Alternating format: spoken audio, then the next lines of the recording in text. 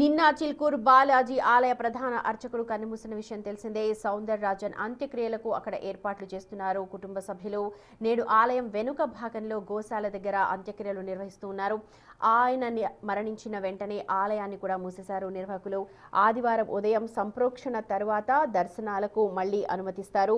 గత కొన్నాళ్లుగా తీవ్ర అనారోగ్యంతో బాధపడుతున్నారు సౌందరరాజన్. చికిత్స తీసుకుంటూనే ఉన్నారు. చిలుకూరులోని తన సొంత ఇంట్లో తుది శ్వాస విడిచారు.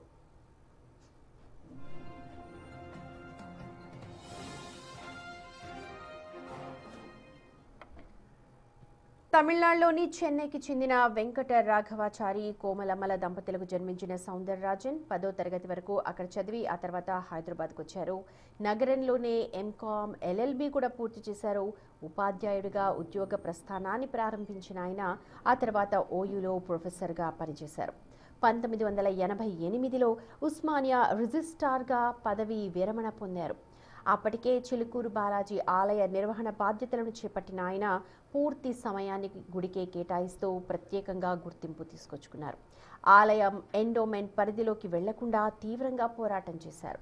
చిలుకూరు ఆలయంలో హుండీ లేకుండా చేశారు. భక్తులంతా సమానమే అంటూ ఎలాంటి విఐపి దర్శనాలకు కూడా అక్కడ ఛాన్స్ ఇవ్వలేదు.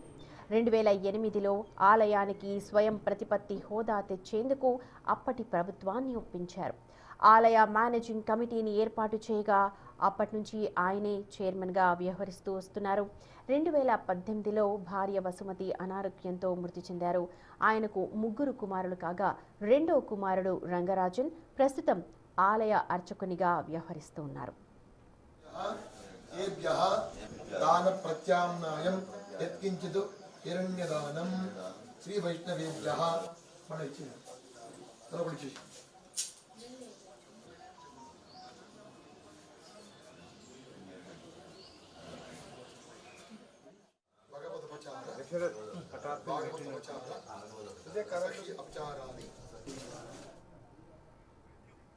రైట్, మా ప్రతినిధి సుజాత ఉన్నారు అప్డేట్స్ అందించడానికి. ఓటీయూ సుజాత.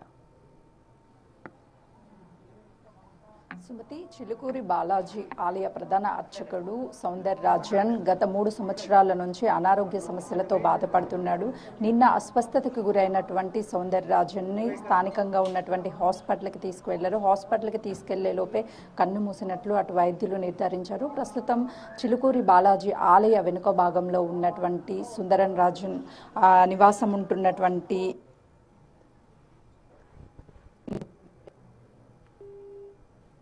అంత్యక్రియలు పూర్తి చేస్తారు. అయితే ఇప్పటికే సౌందరరాజన్ కుటుంబ సభ్యులు అదేవిధంగా ఈ గ్రామస్తులంతా కూడా అంతిమ యాత్రలో పాల్గొనేందుకు పెద్ద ఎత్తున ఇక్కడికి చేరుకున్నారు. సౌందరరాజన్ ఆ భౌతిక కాయానికి నివాళులర్పిస్తున్నారు ఒక్కొక్కరిగా. అంటే ఎన్నో ఏండ్ల నుంచి ఈ చిలుకూరి బాలాజీ ఆలయానికి ప్రతిష్టాత్మకంగా ప్రధాన పూజారిగా పనిచేసినటువంటి సౌందరరాజన్ ఎన్నో సంవత్సరాల నుంచి ఈ ఆలయానికి అనేక సేవల్ని అందించారు. ఏ గుడికి లేనటువంటి విధంగా ఇక్కడ చిలుకూరి బాలాజీ ఆలయానికి ఒక ప్రత్యేక గుర్తింపుని తీసుకొచ్చారు. మనం సాధారణంగా ఆలయానికి వెళ్ళగానే క్యూలు కనిపిస్తాయి, విఐపి వివిఐపీలు అంటూ. అదేవిధంగా భక్తులు వేయడానికి హుండీలను కూడా ఏర్పాటు చేస్తూ ఉంటారు. కానీ ఈ ఆలయానికి ప్రత్యేకించి ఎలాంటి హుండీలు ఏర్పాటు చేయకుండా అప్పుడున్నటువంటి ప్రభుత్వానితో పోట్లాడి మరి ఈ ఆలయానికి ఒక ప్రత్యేక గుర్తింపుని తీసుకొచ్చారు. ఇక్కడ విఐపి వివిఐపి దర్శనాలంటూ ఏమీ ఉండవు. దేవుడు అందరికీ సమానమే, అందరికీ ఒకే రూపంలో దర్శనమిస్తాడు. దేవుడి దగ్గర ధనవంతులు పేదవాళ్ళంటూ ఎవ్వరూ ఉండరు, కులాలు కూడా వర్గీకరణ అంటూ ఏమీ ఉండదు అని నిరూపించినటువంటి వ్యక్తి సౌందరరాజన్ అని చెప్పవచ్చు. అయితే ప్రధానంగా ఈరోజు అంతిమ యాత్రలో పాల్గొనేందుకు ఊరు జనమంతా కూడా తరలి వచ్చారు. ఎన్నో సంవత్సరాల నుంచి పూజలు నిర్వహించి కుటుంబం కూడా ఇప్పుడు సౌందరరాజన్ రెండో కుమారుడు అర్చకుడిగా పనిచేస్తున్నాడు. ఈ ఆలయానికి సంబంధించి తరతరాలుగా వాళ్ళు ఈ గుడికి సేవలు అందిస్తూనే ఉంటాము, దేవుడి దగ్గర అందరూ సమానం అని చెప్పినటువంటి ఒక గొప్ప పూజారిగా ఈ ఊరు వాళ్ళంతా నమ్ముతూ ఉంటారు. అందుకే ఈరోజు పెద్ద ఎత్తున ఇక్కడికి చేరుకొని చివరిగా భౌతిక కాయానికి నివాళులర్పించడానికి భారీగా తరలి వస్తున్నటువంటి పరిస్థితి ఇక్కడ నెలకొందనే చెప్పుకోవచ్చు. మరికొద్ది సేపట్లోనే అంతిమ యాత్ర ద్వారా తన వీరికి పక్కనే ఉన్నటువంటి స్థలంలోనే ఈ అంత్యక్రియలు మొత్తం కూడా పూర్తి చేయనున్నారు. ఇప్పటికే అన్ని ఏర్పాట్లు చేశారు. వాళ్ళ కుటుంబ సభ్యులను కూడా వచ్చేటువంటి వాళ్ళు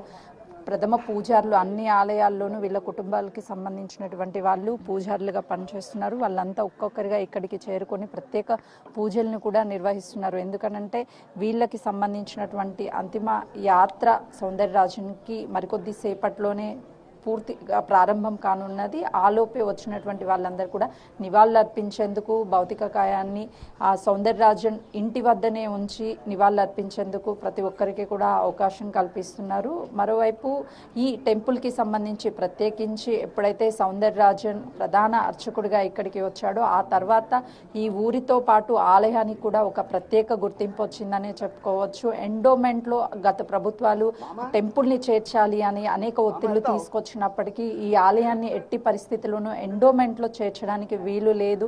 ప్రతి ఒక్క భక్తులకి స్వయం ప్రతిపత్తికగా ఏర్పాటు చేసి దాంతోపాటు రన్ చేయడానికి చెప్పేసి సౌందరరాజన్ కుటుంబ సభ్యులంతా కూడా ఇక్కడ ఎన్నో సంవత్సరాల నుంచి అటు బాలాజీ స్వామి వారికి సేవలు అందించడంతో పాటు ఊరి వాళ్ళకు కూడా ఎప్పుడు వచ్చినా సరే ఎలాంటి వివిఐపీ లేకుండా చుట్టుపక్కల ఉన్నటువంటి వాళ్ళంతా ఒక ప్రత్యేకమైనటువంటి ఈ టెంపుల్కి గుర్తింపు రావడానికి సౌందరరాజన్ కృషి అని చెప్తూ ఉంటారు. తమిళనాడుకి చెందినటువంటి సౌందరరాజన్ 10th తర్వాత ఇక్కడికి వచ్చి ఉస్మానియాలో రిజిస్టర్గా పనిచేశారు. ఆ తర్వాత ఆలయానికి కూడా అనేక సేవలను అందించడంలో ముందున్నారు అని చెప్పేసి ఊరు వాళ్ళు కూడా చెప్తున్నారు. అయితే ఈ రోజు మధ్యాహ్నం 12 గంటల లోపే అంత్యక్రియలు కూడా పూర్తి చేయనున్నారు కుటుంబ సభ్యులు. రైట్ సుజాత, సౌందరరాజన్ మృతి పట్ల తెలంగాణ గవర్నర్ జిష్ణుదేవ్ వర్మ అలాగే సీఎం రేవంత్ రెడ్డి ఇతర ప్రముఖులు కూడా తీవ్ర సంతాపం వ్యక్తం చేశారు.